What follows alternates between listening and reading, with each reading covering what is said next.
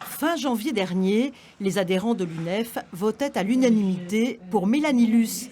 Elle devenait ainsi la nouvelle présidente du syndicat étudiant. À 22 ans, cette jeune étudiante en droit, originaire de Guadeloupe, était loin d'imaginer que la tâche serait aussi ardue. Sa fierté, être la première femme de couleur à tenir les rênes de l'UNEF. La représentation, c'est important. Le fait que je sois la première femme de couleur qui préside l'UNEF alors qu'on a 112 ans d'histoire, ça montre quand même que en 112 ans, je pense pas avoir été la seule femme de couleur qui avait les compétences pour présider l'UNEF. Ça vaut le coup quand même de souligner le fait qu'il y ait des avancées dans les syndicats étudiants et c'est important. Pourquoi ? Parce que les étudiants, c'est aussi l'avenir. Mélanie est sur tous les fronts. L'UNEF s'oppose à Parcoursup, à la hausse des frais d'inscription pour les étudiants à l'étranger. Le syndicat réclame une augmentation des bourses.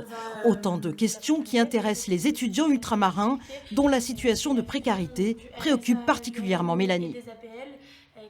En étant originaire des Outre-mer, on se rend aussi compte qu'il y a une vraie différence. C'est pas du tout pareil. En métropole et en Outre-mer, le coût de la vie est loin d'être le même.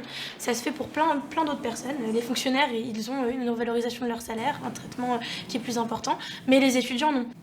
Mélanie n'a pas vécu en Outre-mer, mais ses origines sont importantes pour elle. Je sais aussi d'où je viens et je l'oublie pas. Et je pense qu'il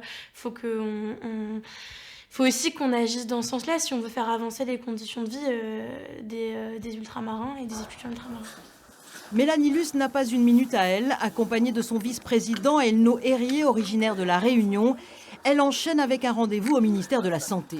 Elle doit évoquer le revenu universel d'activité. Nous ne serons pas conviés à cette réunion.